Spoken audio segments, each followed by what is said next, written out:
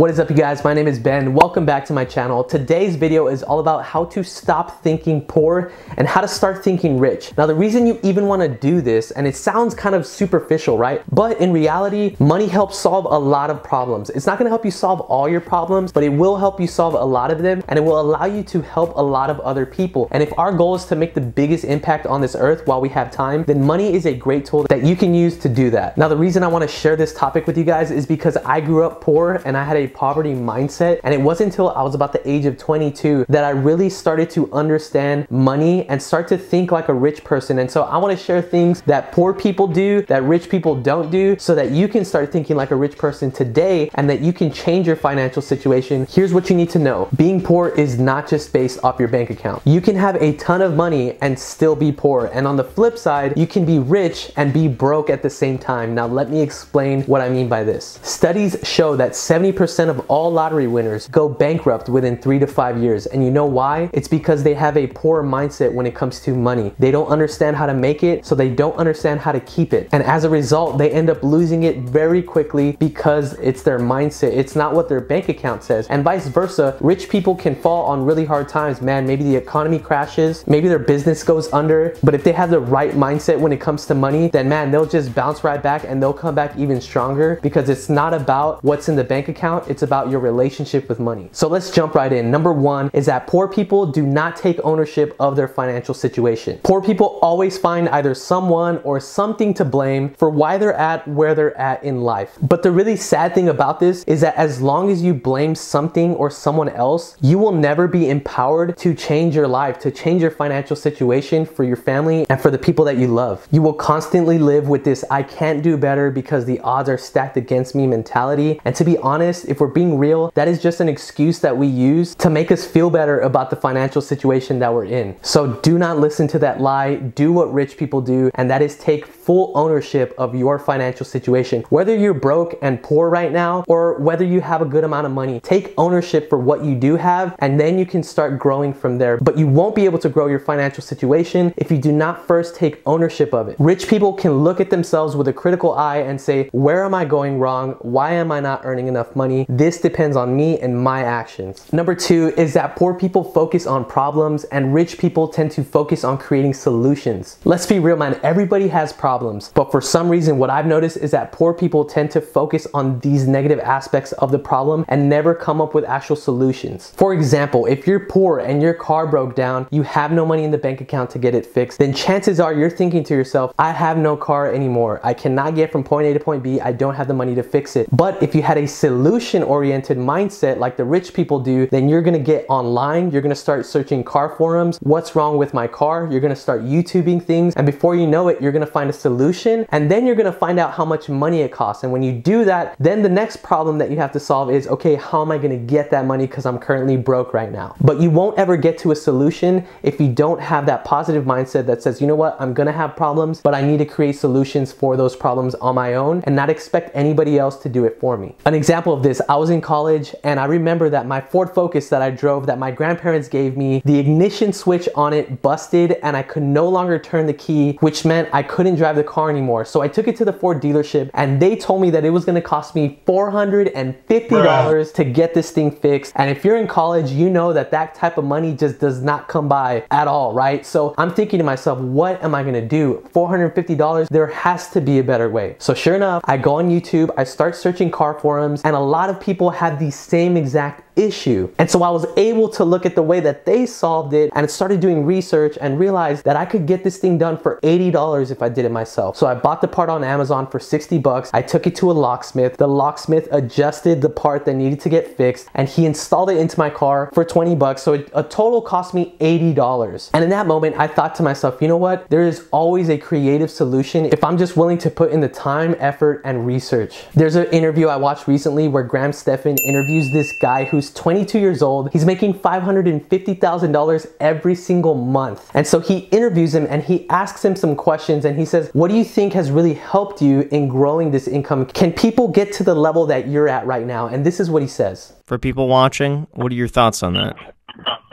Yeah, I mean, I have friends and I meet people all the time that make me look like a little, very minimal in the grand scheme of things. I mean, if you think about some of the richest people in the world, I mean, they make what I make in a minute. You know, you have to believe in yourself. I've always told myself that I'm going to achieve great things. I've never doubted myself 1 second. I've always told my clients too, if I don't know something, I'm going to learn it and I'm going to do it for you. I'm going to figure it out. That's just the mindset I have. And I think that's one of the most important things, is just having that positive mindset. So this guy who earns a ton of money every single month says that one of the biggest things that we have to focus on if we want to achieve something great financially is to have a solution-oriented mindset. Think of a solution, don't focus and harbor on the problem. Which brings me to number 3, and that's that poor people care more about entertainment than they do about personal growth. And this is really hard for me because I'm not someone who came from a personal growth background, and I think that that's a lot of the reason why I had a poor mindset. There's this quote by Jim Rohn that says this: poor people have big TVs, rich people have big libraries. Now, I'm not saying if you have a big TV that you're never going to be rich, but here's the thing I will say. Do you focus on personal growth, or does entertainment take way more of your time? And I'm extremely guilty of this one. I remember when I graduated college, I was not about personal growth. In fact, I remember telling myself, I will never take another test. I don't ever have to read another book. I am done with education for good, and I'm just going to find my job, and I don't care about that stuff anymore. And boy, was I wrong. In 3 months, I realized I had no idea what I was doing. I did not know how to earn money, and I needed some education when it came to that. But the cool part here, guys, is that as soon as I started picking up books that I was interested in reading, I actually was interested in reading.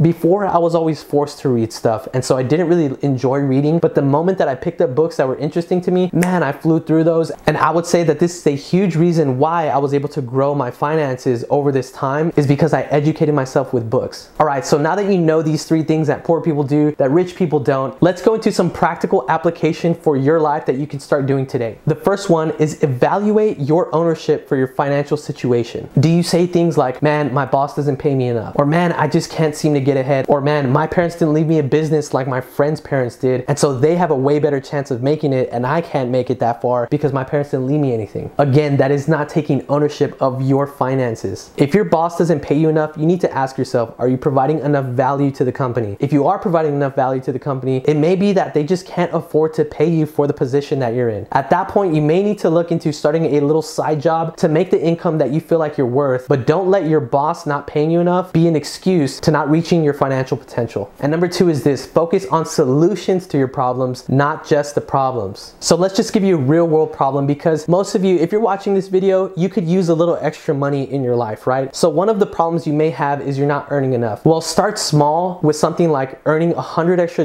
a week. That might be a big deal for you at this point. And one way that you can do that is by mowing lawns. Now, I know you're thinking like, Ben, I don't mow lawns. I don't even know how to mow a lawn. I don't have a lawnmower. And all these problems are created from a potential solution, but there's always solutions to problems. So here's a solution. You can go out and borrow someone's lawnmower. Most homeowners own a lawnmower. They just don't want to mow their own lawn because they're tired of it, right? They've had to do it so much. And if someone were to come knocking on their door who was presentable, that said, hey, I can mow your lawn for 25, 35 bucks. I just need to borrow your lawnmower. A lot of them would be willing to lend it to you. Why? Because they're out there hustling. And most of the time when people see someone hustling and out there trying to earn money, they're gonna be more likely to help you out as well. For example, if you saw someone on the side of the road that was just in their car and their car was broken down, more than likely you're gonna pass by that person. But if you saw them pushing their car by themselves, trying to get it off the road or trying to get it to the gas station, more than likely people are gonna be stopping by to help that person. Why? Because they're hustling, they're trying to make it happen. And for some reason, our human nature is like, okay, I need to help this person because they're hustling themselves, they're trying to make it happen. And so us as a society, we wanna help those type of people. That's just in our human nature. So don't be ashamed to go out and knock on someone's door and mow their lawn for 25, 35 bucks, depending on however big the lawn is,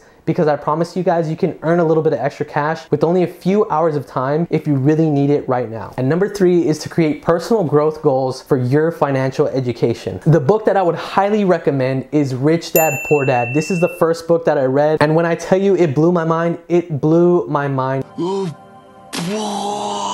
when it came to money. And if you listen to any self-made millionaires, a lot of them have this book in the top 3 or top 5 of their all-time books. And it's because it's such a game changer, and it's only $5, guys. If you have $5 right now that you can use, go to Amazon. I'm gonna put a link in the description and you can buy that book and read it and thank me later, because you're gonna be so grateful that you read this book. It's just so jam-packed full of financial education that you never learned in school, and people just aren't really teaching this stuff. Based off research, they say that millionaires read on average about 12 books every single year. So instead of mindlessly scrolling through Instagram or Netflix, make financial education a part of your lifestyle. Scroll through YouTube, watch videos like this. You're already furthering your education, so keep this kind of stuff up. Search things that you want to learn about. Get on Audible, start listening to audiobooks. Things like that are gonna help you reach your financial goals, because you're gonna get educated and you're gonna have the confidence to go out and make something happen. I hope that this video gets your mind going in the right direction and gets you off to a great start to become financially independent, so that you can live a life that is focused on making the biggest impact that you possibly can. And remember, it's always better to give than it is to receive. And when you're rich, you can give a lot more than when you're poor. Well, if you made it to the end of this video and you love this type of content, I would really appreciate it if you subscribe to my channel. I come out with at least 1 to 2 videos a week that I feel will benefit you guys and further your financial education. Now, with that being said, guys, I'm Ben. Garcia in the next one.